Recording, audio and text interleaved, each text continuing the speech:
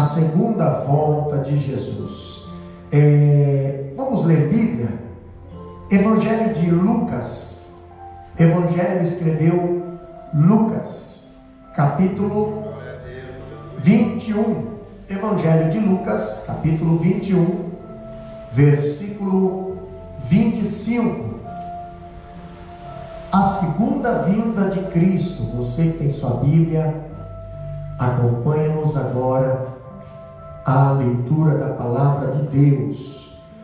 Evangelho de João, capítulo 21, versículo 25 em diante, diz assim: E haverá sinais no sol, e na lua, e nas estrelas, e na terra, angústia das nações, em perplexidade pelo bramido do mar e das ondas, homens desmaiando de terror, na expectação das coisas que sobrevirão ao mundo, porquanto os poderes do céu serão abalados. E então verão vir o Filho do Homem numa nuvem com poder e grande glória. Ora, quando essas coisas começarem a acontecer, olhai para cima e levantai as vossas cabeças, porque a vossa redenção está próxima. E disse-lhe uma parábola: olhai para a figueira e para todas as árvores, quando já começam a brotar, vós sabeis por vós mesmo, vendo-as, que perto já é o verão. Assim também vós, quando virdes acontecer essas coisas, sabeis que o reino de Deus está perto. Em verdade vos digo que não passará esta geração até que tudo aconteça. Passará o céu e a terra, mas as minhas palavras não hão de passar. E olhai por vós, para que não aconteça que o vosso coração se carregue de glutonaria e embriaguez e dos cuidados da vida, e venha sobre vós de improviso aquele dia, porque virá como um laço sobre todos os que habitam na face de toda a terra. Vigiai, pois, em todo o tempo, orando para que sejais havidos por digno de evitar todas essas coisas que hão de acontecer, e de estar em pé diante do Filho do Homem. E de dia ensinava no templo, e à noite saía, ficava no monte chamado das Oliveiras, e todo o povo ia ter com ele ao templo de manhã cedo para o ouvir. Podeis aceitar, querida igreja? Aleluia. Meus queridos irmãos, quando falamos sobre a segunda vinda de Cristo, nós precisamos destacar alguns pontos importantes sobre essa segunda vinda de Cristo. Primeiro, nós vemos aqui, capítulo 21 de Lucas, versículo 5 em diante, nós vemos, versículo 25 em diante, tá? Nós vemos que a segunda vinda de Cristo será precedida por grandes convulsões cósmicas. O que quer dizer isso, pastor? Aqui nós vemos que a segunda vinda de Cristo será precedida de grandes convulsões naturais, e o povo se assusta com um pequeno ciclonezinho que passa, né? O povo está assustado com as pedrinhas que caem, mas tudo aquilo que é firme, tudo aquilo que é sólido no universo estará abalado. Irmãos, não adiantará procurar a montanha que é de pedra, não adiantará procurar ou construir um bunker com tanta profundidade, não adiantará nada disso. Tudo aquilo que é sólido no universo estará abalado. abalado. Sabe o que é isso? Isso quer dizer que as colunas do universo estarão bambas. Aquilo que muitas das vezes nós calculamos como segurança, calculamos como uma estrutura que vai nos trazer proteção, estará bambas.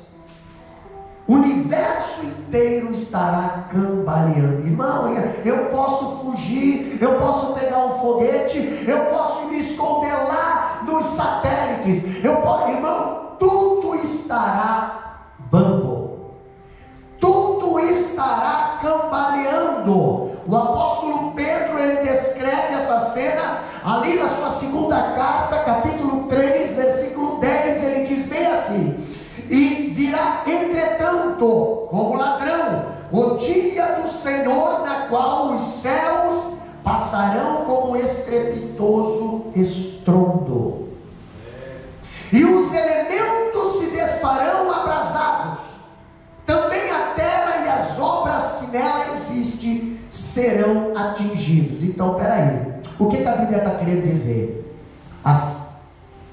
Os astros do céu, os meteoros, qualquer coisa que existe na atmosfera, começar a se desfazer, começar a cair ali em chamas, porque todo mundo sabe, quem acompanha as redes sociais, quem acompanha as notícias da tecnologia, todo mundo sabe que quando a nave espacial ela entra na atmosfera, o que é que gera? Gera uma temperatura tão grande que vira uma bola de fogo. Agora imagina meteoros caindo na terra, imagina pequenas pedras, pequenos pedaços caindo sobre a terra, entendeu? Então aqui nós vemos que o firmamento do céu, com os astros fixos nele, que parecia ser eternamente confiável, né? Natural e protetor, agora estremece, balança, perde a segurança e não funciona mais. Pastor, eu imagino, né? Cadê os astros que estão passando? Pois é, agora não está passando, tá?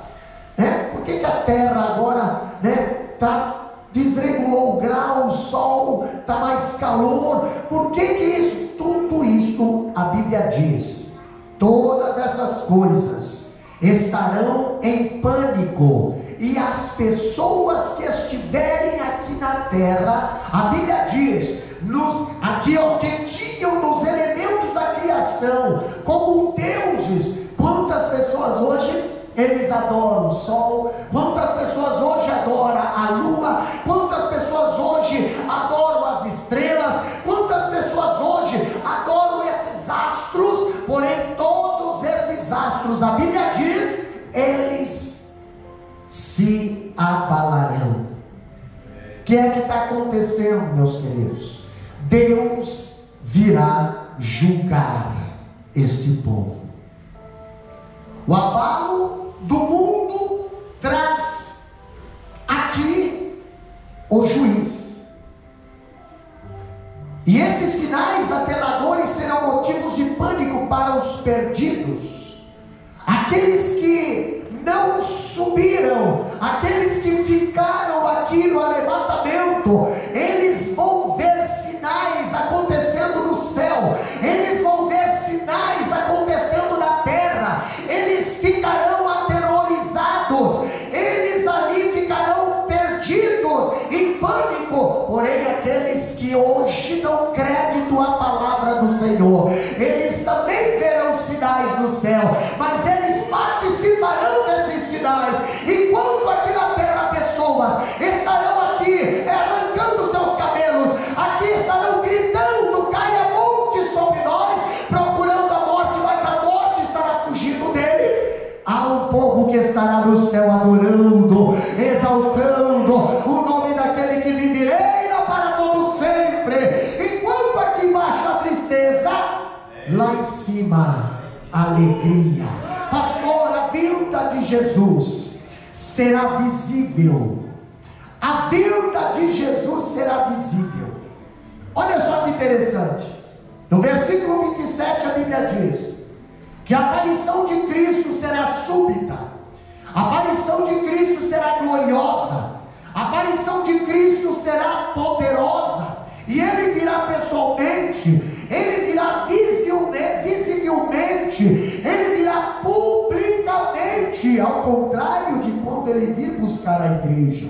Quando Ele vir buscar a igreja, Ele virá nas nuvens. Quando Ele vir buscar a igreja, o povo dessa terra não vai notar. Quando Ele vir buscar a igreja, só os remidos é que vão subir ao encontro dEle, vão se encontrar com Ele, mas muitos estarão aqui, talvez num dia de culto, procurando: cadê o irmão? Cadê a irmã? Cadê o pastor? Cadê o técnico? Cadê a dirigente? Não estarão mais aqui porque já subiram.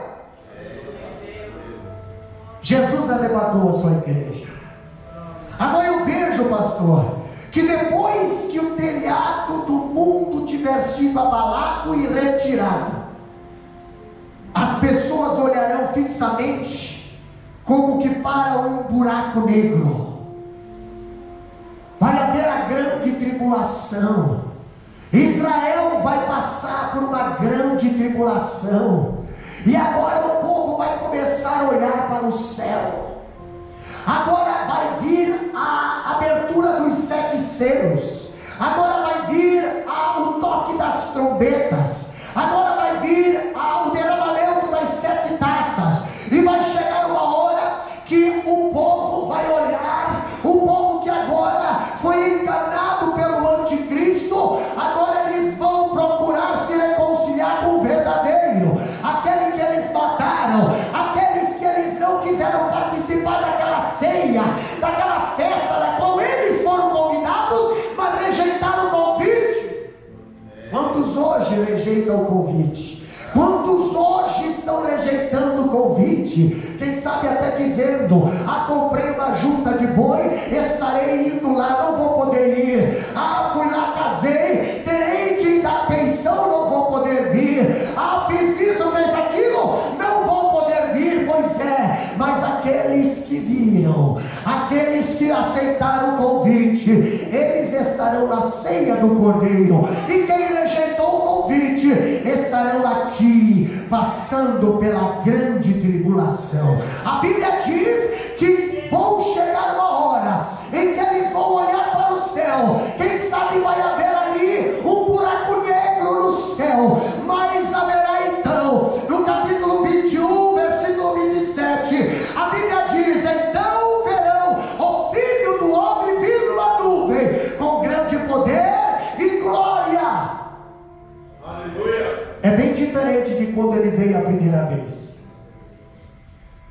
É bem diferente de quando Ele veio a primeira vez. Quando Ele veio a primeira vez, a Bíblia diz que os anjos apareceram, cantando glória a Deus nas alturas, né? Agora, pastor, quando ele subiu ao céu, é bem diferente também. Por quê? Porque quando ele foi subindo ao céu ali, a Bíblia fala que a nuvem ocultou ele foi subindo ao céu. Se não me engano é Lucas capítulo 9, versículo 34, aqui a nuvem não ocultará as coisas como a nuvem em Lucas capítulo 9, 34, mas aqui nós vemos que a nuvem, quando Jesus subiu ao céu, a Bíblia diz que a nuvem ali o ocultou, mas agora na segunda vinda de Jesus, a nuvem não vai ocultar, a nuvem vai revelar, a nuvem vai se abrir. Quem é que está descendo, pastor? Eis aí o Rei da Glória, o Rei dos Reis e Senhor dos Senhores. Não há nuvem que vai ocultar, não há nuvem que vai representar, mas Ele mesmo, montado num cavalo branco, Ele virá nas nuvens, dizendo: Rei dos Reis e Senhor dos Senhores. A Ele toda a honra, a Ele toda a glória para sempre. Será glorioso, pastor? Sim, vai ser muito glorioso. Não haverá um arrebatamento aqui. Aqui será visível. Ele virá. Quem é que vai estar junto com Ele? A noiva, que agora é esposa. estará junto com ele. Todo olho verá, a Bíblia diz, será glorioso para quem estiver, mas será aterrorizante para quem enfrentar. Pastor, essa vida será exultante. Lucas capítulo 21, versículo 26 e o versículo 28, ali diz: homens desmaiando de dor, de terror, na expectação das coisas que sobrevirão ao mundo. Portanto, os poderes do céu serão abalados. Nada, não existe nada que vá proteger os homens maus aqui nessa terra. Hoje você procura justiça, e a justiça é comprada.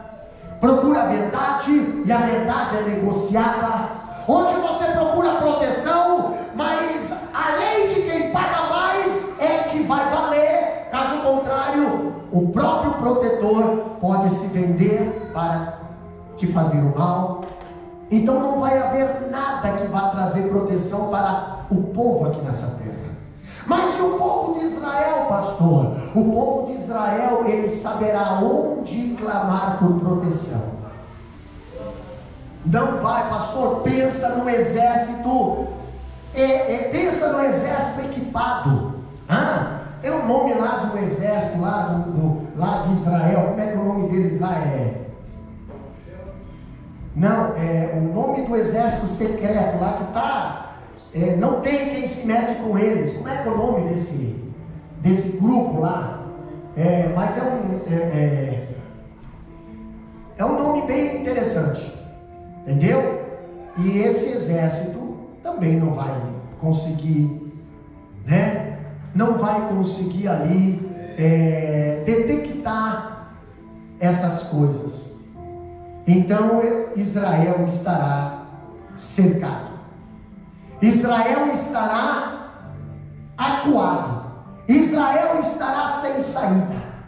E aí eles vão se lembrar de uma promessa que Jesus falou através dos profetas: se o meu povo, que se chama pelo meu nome, se humilhar, se arrepender e clamar, então eu virei, sararei a terra, entendeu? Livrarei, sim, mas primeiro precisa se humilhar, primeiro precisa clamar, primeiro precisa de uma posição e uma renúncia.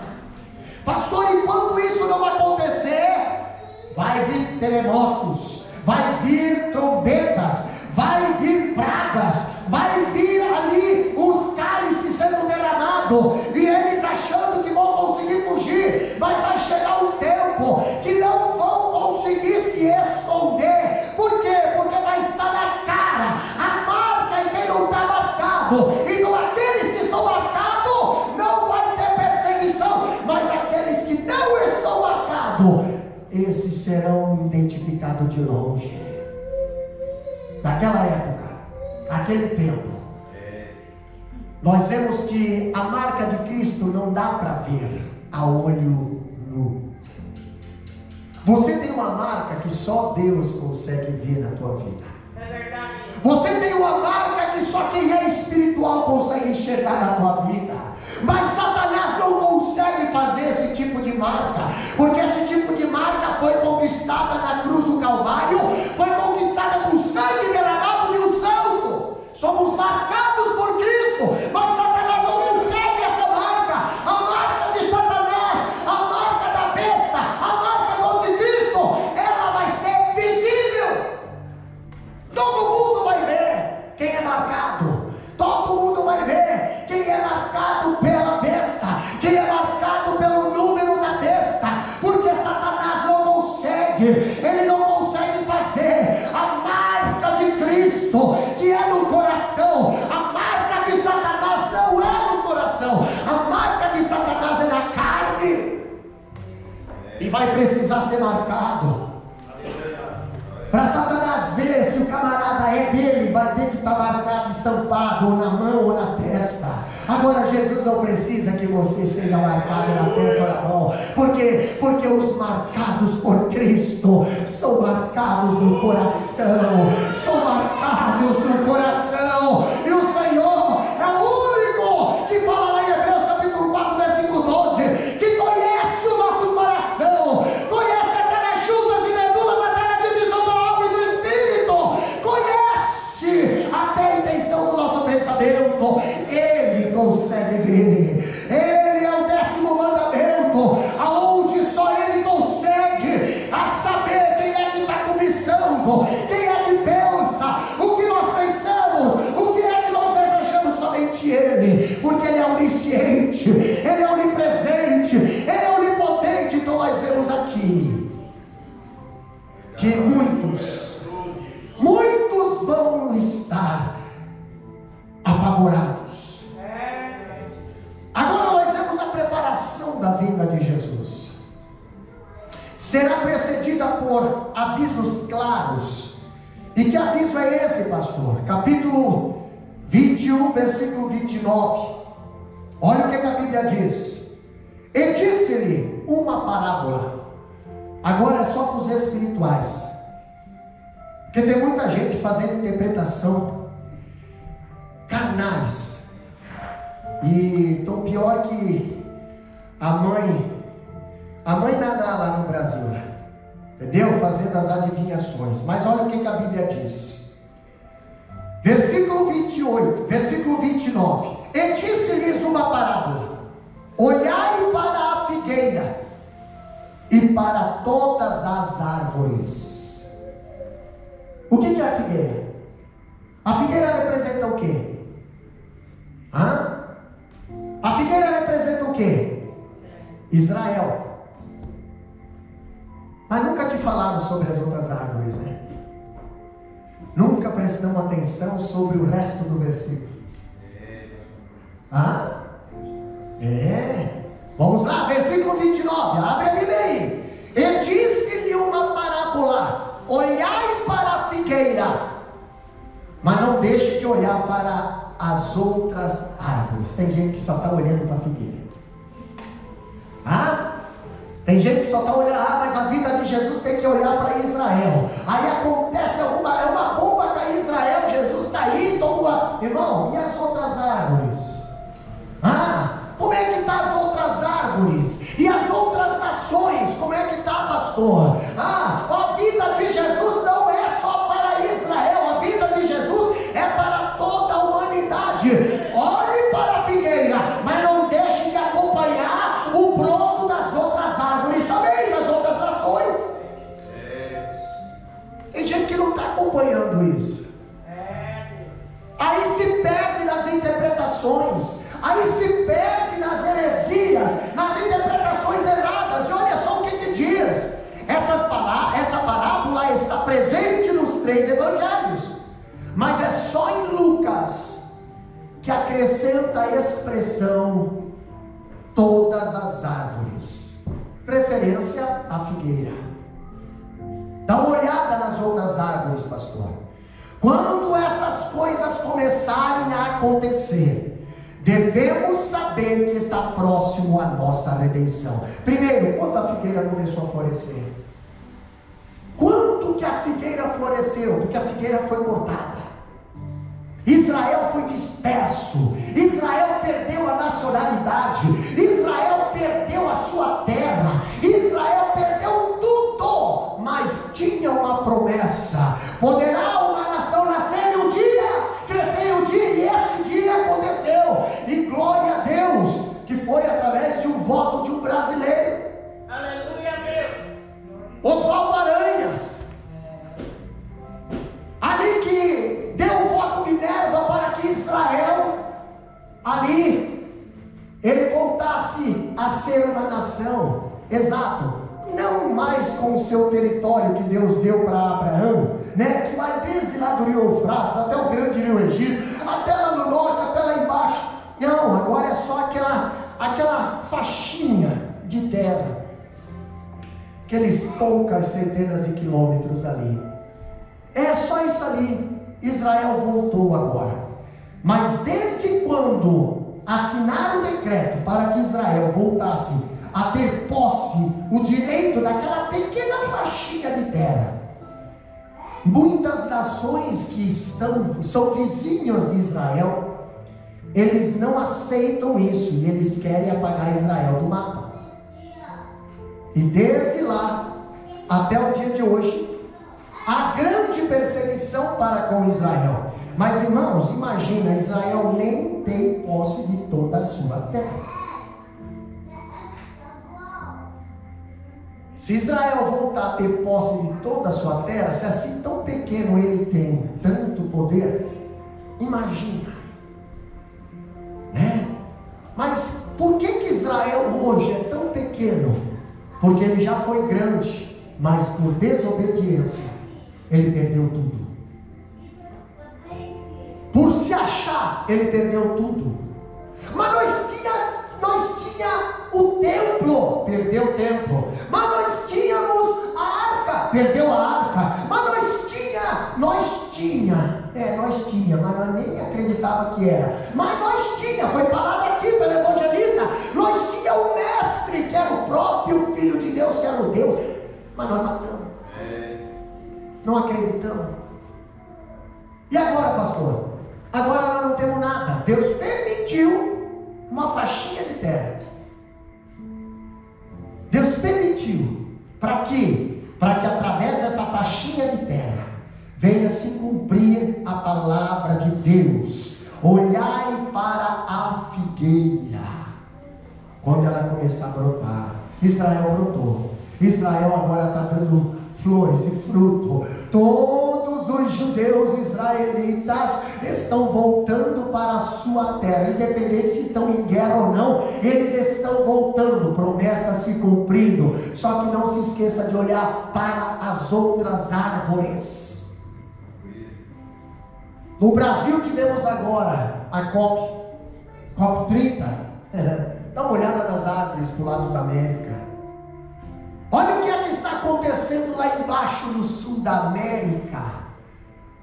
Está para essa semana explodir mais uma guerra, aonde eu que me entendo por gente, nunca ouvi falar que teve guerra lá embaixo no meu tempo de vida. O Brasil nunca, pelo tempo de vida que eu tenho, nunca vi o Brasil ter que se preparar para a guerra. O Brasil tem as suas armas, eu creio que só para enfeite, porque quando é usado essas armas, muitas das vezes não é aceito pelas autoridades, né? Então agora está lá uma grande guerra para estourar na nossa cara, vizinho do nosso país. Olhai para as outras árvores, dá uma olhada para a Rússia, olhai para as outras árvores, dá uma olhada para o Hamas, dá uma olhada para o Líbano, dá uma olhada para a Cisjordânia, olhai para as outras árvores, dá uma olhada para a China, olhai para as outras árvores, dá uma olhada para o Irã, olhai para as outras árvores. Pastor, o que é que está acontecendo? Os países comunistas estão se unindo contra os países cristãos.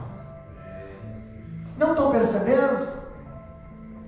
Então vamos chamar para cá, vamos chamar bem para cá. Olhe para uma árvore chamada Austrália e dá uma olhada como é que é. Como é que é Deus aqui nessa nação. Dá uma olhada como é que é a prioridade de Deus aqui nesta nação. Olhai para as outras árvores, você vai ver que o amor de muitos está se esfriando. Olhai para as outras árvores e você vai ver que muitos países o evangelho não está conseguindo entrar. Pessoas estão sendo mortas por amar a Cristo. Isso também é sinal da volta de Jesus.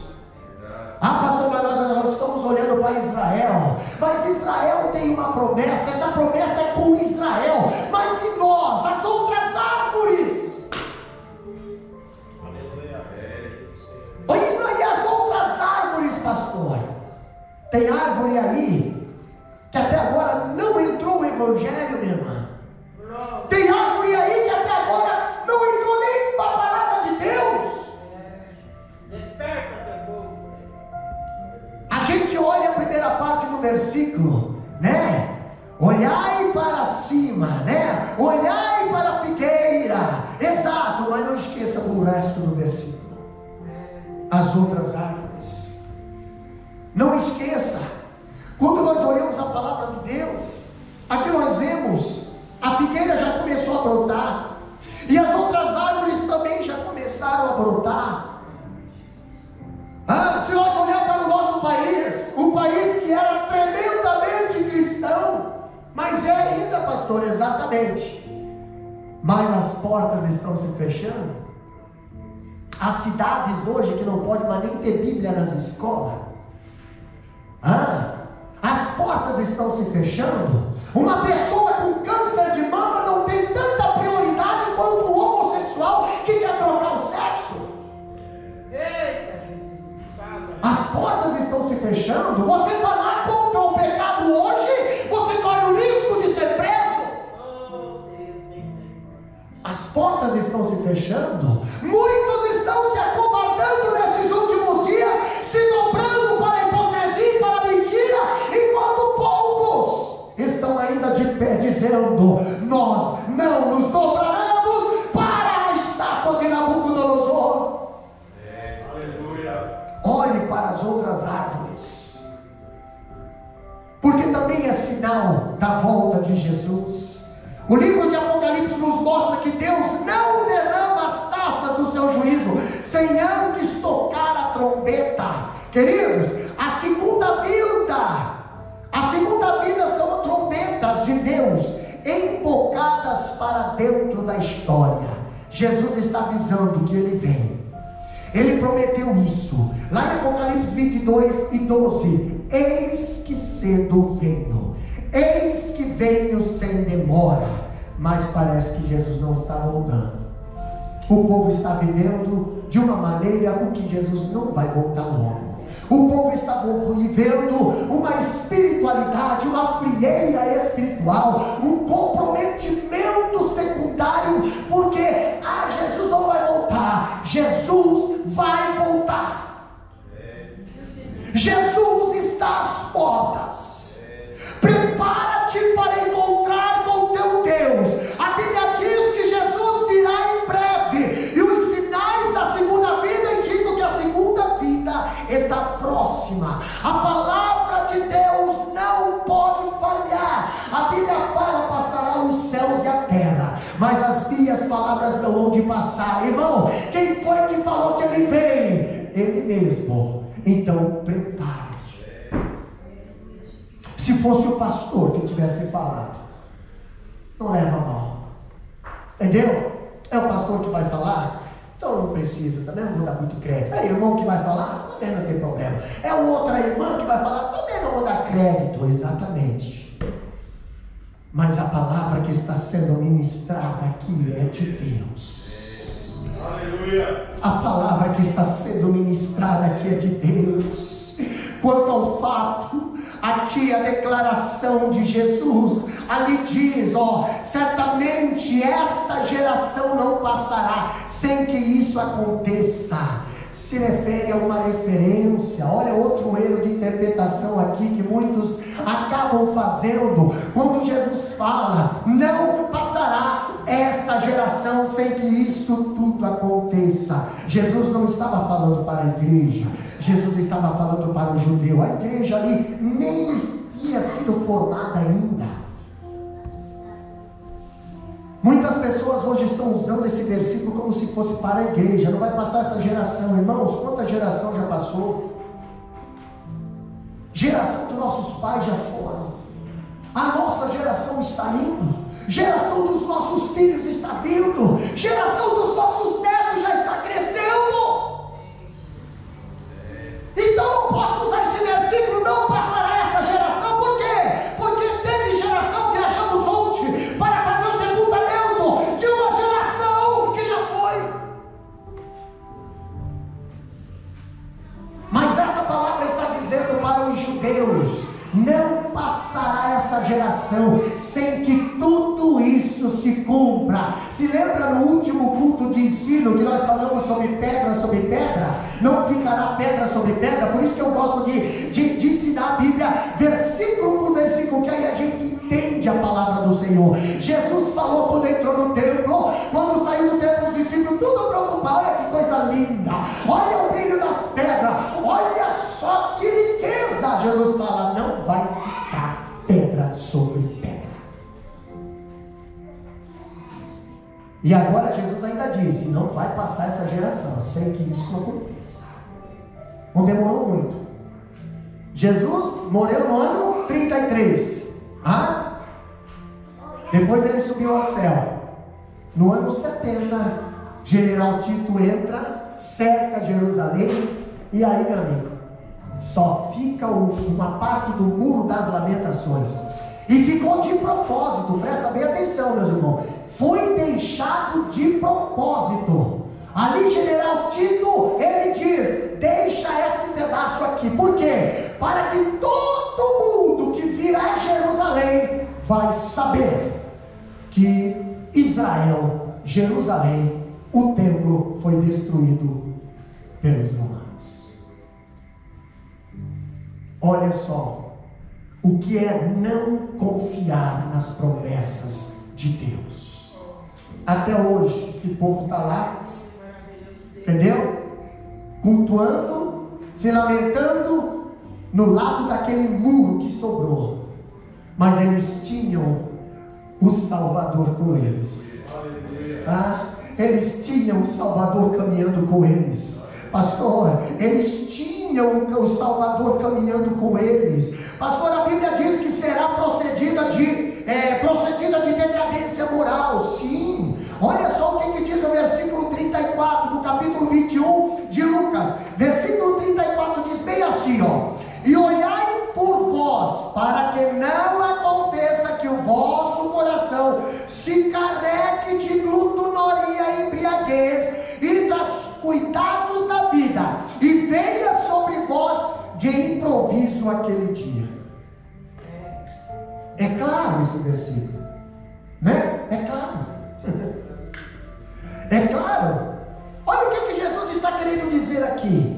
Jesus alerta o seu povo dizendo que naqueles dias os homens estarão sobrecarregados de urgias, embriaguez e preocupações do mundo. Preocupações das coisas lá de fora. Preocupações com as coisas da carne. Eu estava essa semana conversando com uma pessoa, e nós vemos que muitas pessoas que antes ocuparam o púlpito, talvez até profetizaram, talvez até pregaram, talvez até ministraram, eram pessoas de Deus, hoje estão fazendo o quê? Urgias. Hoje estão aí andando em carros, limusines, fazendo strip, fazendo um monte de coisa, agradando e satisfazendo sua carne.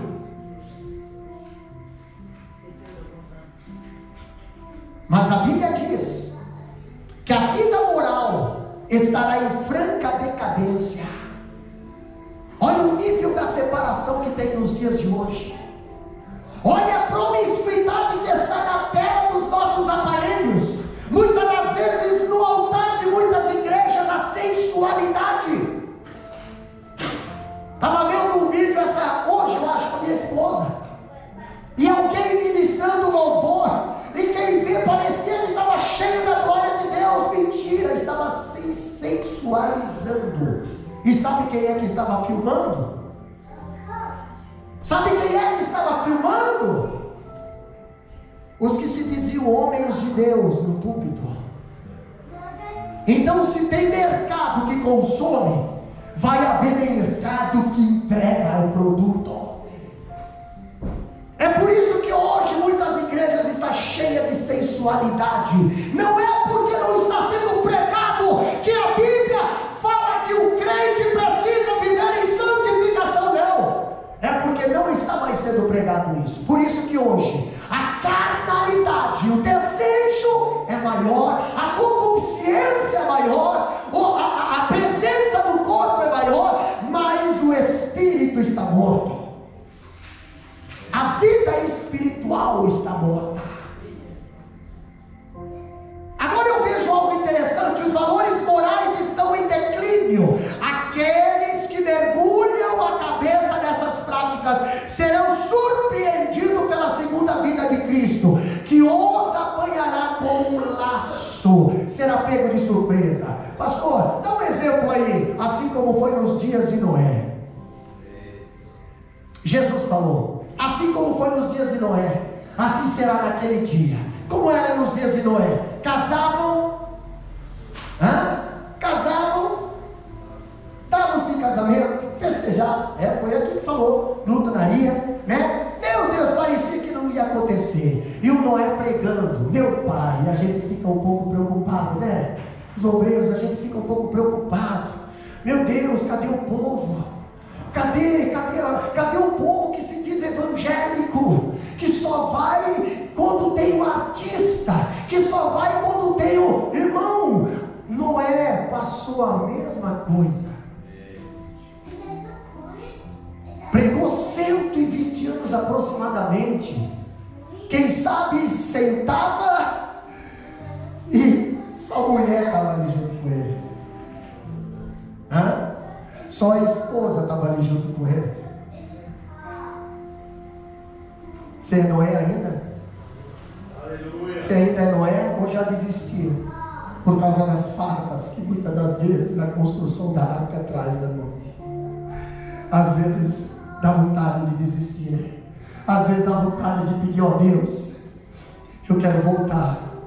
Porque quando a gente trabalhava no trabalho secular, quando a gente era empregado lá fora, a gente tinha tanto valor, a gente tinha tanto, era tanto. Agora parece que cada dia que passa parece que a gente está ficando cada vez mais sozinho. Não se preocupa, Noé. É a construção da arca, é o calor do betume que muitas das vezes só sobra para os Noés.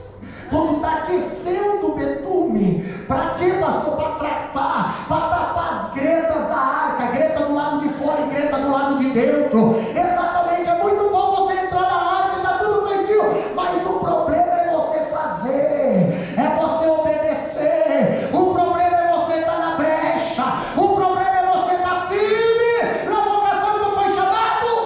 Aleluia! Aleluia! Por isso que Noé 120 anos pregou na arca e pregou a palavra. E quem é que deu crédito? Ninguém.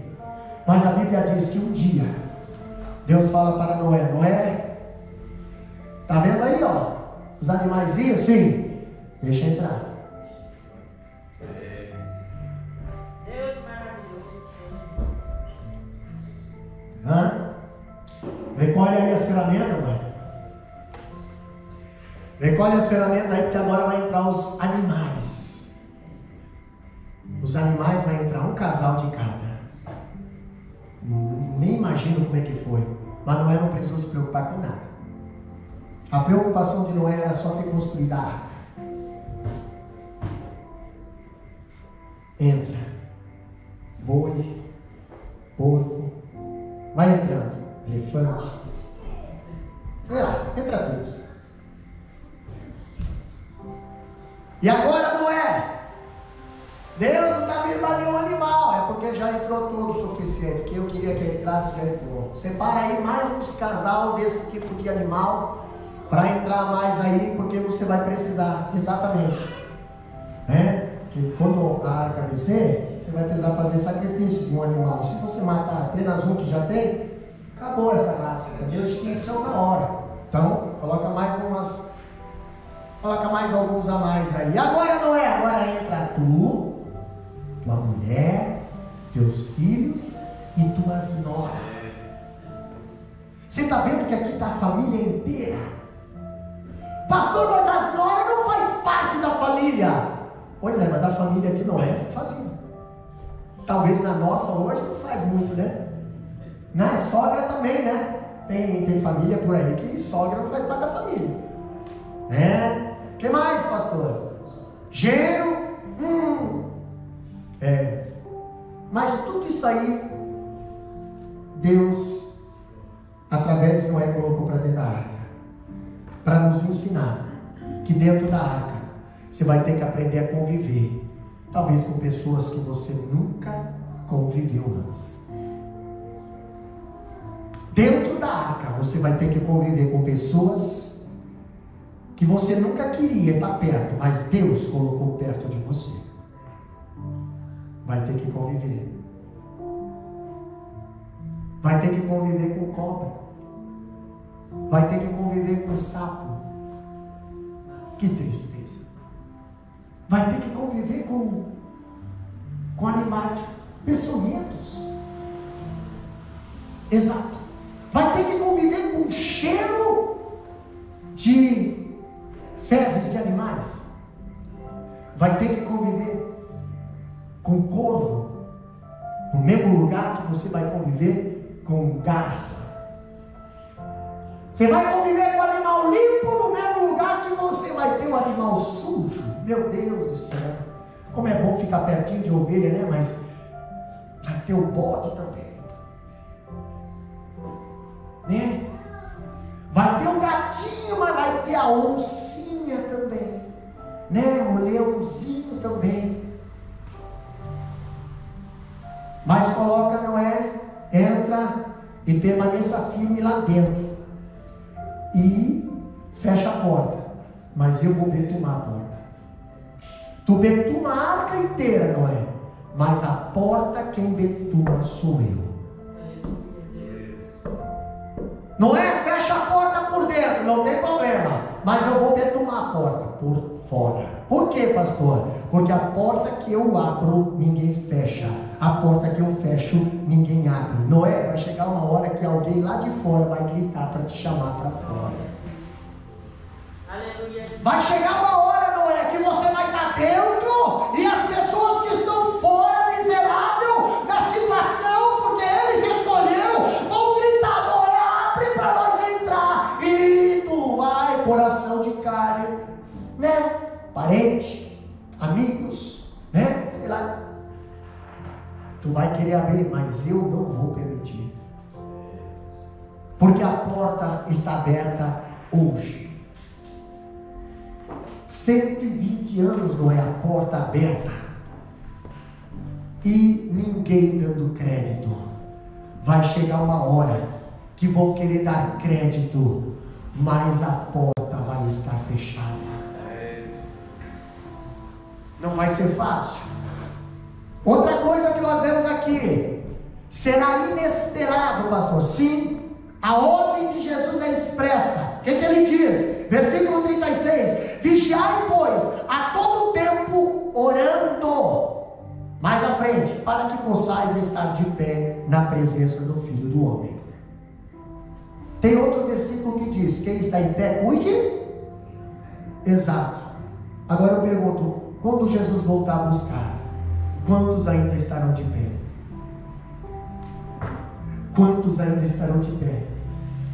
Pastor, mas o Nabucodonosor está forçando a barra aí, pastor. Se falar, vai preso. Se falar, tem que se dobrar, pastor. Eu trabalho numa empresa que precisa fazer porque é o meu emprego. Irmão, se tu se dobrar, dobrou. Mas só vai subir quem permanecer de pé. Ah, mas eu faço coisa, pastor. Irmão, nós somos chamados para fazer a diferença. Só vai subir quem permanecer de pé. A Bíblia diz: aquele que está em pé, cuide para que não caia. Aleluia. Agora, se você caiu, a Bíblia também diz: lembra de onde tu caiu. Não lembra onde tu caiu, mas de onde, aonde tu estava. Eu estava no lugar de adoração. Eu estava no lugar ali, adorando o nome do Senhor. Eu estava na presença do Senhor. Então volta lá para aquele lugar. Volta ao primeiro amor. Volta às primeiras obras. A palavra de Deus não está dizendo: lembra onde tu caiu. Não, Deus não está nem interessado, tá? A sujeira, a bagunça que você procurou. Não, Deus está interessado em saber aonde tu estava. Aonde tu estava. eu estava na tua presença, Senhor. Então volte lá, se arrepende e continue a praticar as primeiras obras, porque a Bíblia fala: está de pé na presença do Filho do Homem. Quando Jesus voltar, Ele quer pegar uma igreja de pé na sua presença. Muitos já se dobraram ao liberalismo, muitos já se dobraram ao pecado, muitos já se dobraram ao paganismo, mas o Senhor ainda procura adoradores firmes, que permaneçam firmes na presença dEle. Aleluia! Quando Jesus voltar, as pessoas estarão desatentas como a geração diluviana. Mateus 24, versículo 38 e 39 diz: como é que estava essa geração, pastor? Entregues aos próprios interesses, sem se aperceberem da hora. A Bíblia diz que eles comiam, bebiam, casavam, davam-se em casamento, e essas coisas não são más. Não, comer não é má, né? Beber coca não é má, bebida alcoólica sim, tá? Não, temos que fazer uma entre parênteses aqui, porque senão aí acaba complicando, né? Beber bebida alcoólica, né? Davam-se em casamento. Essas coisas não são má, mas fazem parte da rotina da vida. Mas viver a vida sem se aperceber que Jesus está prestes a voltar é viver desatentamente às portas do juízo. Muitos hoje estão preocupados com comer, beber, casar, prazeres da vida, mas não estão preocupados com a volta de Cristo. E aqui está um grande perigo. A Bíblia diz, a palavra de ordem de Jesus é: vigiai. Lucas aqui ele insere o sermão profético, informando onde Jesus passou esses poucos dias e noites, final antes da crucificação. Olha só que interessante. Vamos ler Bíblia? Olha lá, é no capítulo 21, versículo 37. Já estou finalizando. Capítulo 21, versículo 37. Diz bem assim, ó: e de dia ensinava no templo, e à noite, saindo, ficava no monte chamado das Oliveiras. Por quê, pastor? Por que Jesus não ia para um hotel? Por que Jesus não ia para uma pousada? Por que Jesus passava a noite no monte das Oliveiras?